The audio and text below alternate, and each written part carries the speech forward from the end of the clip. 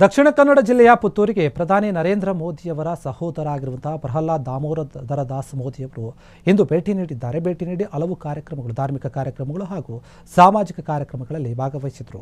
ಭಾರತೀಯ ತೈಲಿಕ್ ಸಾಹು ರಾಥೋಡ್ ಮಹಾಸಭಾದ ಮುಖ್ಯಸ್ಥರಾಗಿರುವಂತಹ ಮುಖ್ಯ ಸಲಹೆಗಾರರಾಗಿರುವಂತಹ ಪ್ರಹ್ಲಾದ್ ದಾಮೋದರ ದಾಸ್ ಮೋದಿಯವರು ಮೊದಲಿಗೆ ಪುತ್ತೂರಿನ ಲಕ್ಷ್ಮೀದೇವಿ ಬೆಟ್ಟಕ್ಕೆ ಭೇಟಿ ನೀಡಿದರು.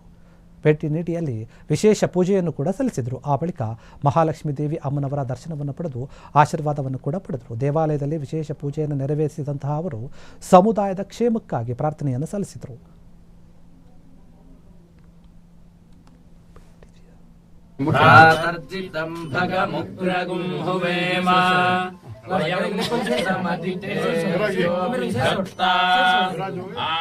द्रष्टिद्यमन्यमानस्तुरश्चित् राजाचिद्यं भगं भक्षेत्याः भगप्रणेतर्भगसद्यराधः भगे मां धियमुत वदन्नः भगप्रणो जनयगोभिरश्।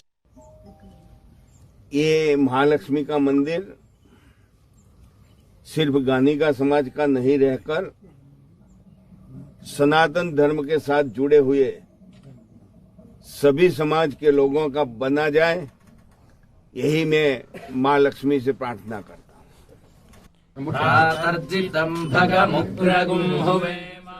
ಕ್ಷಣ ಕ್ಷಣದ ಸುದ್ದಿಗಳಿಗಾಗಿ ಫ್ರೀಡಂ ಟಿವಿ ಸಬ್ಸ್ಕ್ರೈಬ್ ಮಾಡಿ, ಲೈಕ್ ಮಾಡಿ ಹಾಗೂ ಫಾಲೋ ಮಾಡಿ. ಹೊಸ ಸುದ್ದಿಗಳ ನೋಟಿಫಿಕೇಶನ್ಗಾಗಿ ಬೆಲ್ ಐಕಾನ್ ಮೇಲೆ ಕ್ಲಿಕ್ ಮಾಡಿ.